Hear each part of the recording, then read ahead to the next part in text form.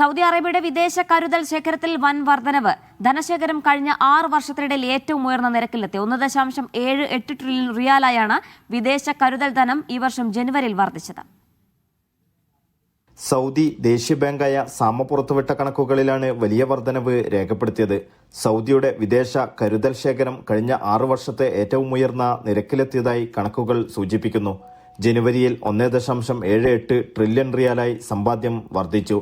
2025 ഡിസംബറിനെ അപേക്ഷിച്ച് 5870 കോടി റിയാൽ, ഏകദേശം 3% വർധനമാണ് രേഖപ്പെടുത്തിയത്. വിദേശ സെക്യൂരിറ്റികളിലെ നിക്ഷേപം, വിദേശ കറൻസി നിക്ഷേപം, സ്വർണം തുടങ്ങിയവയിലെല്ലാം രാജ്യം കരുത്തുറ്റ നിലയിലാണ്. മുൻവർഷത്തെ അപേക്ഷിച്ച് മൊത്തം വിദേശാസ്തിയിൽ 1558 കോടി റിയാലിന്റെ വർധനവ് ഉണ്ടായതായും റിപ്പോർട്ട് വ്യക്തമാക്കുന്നു.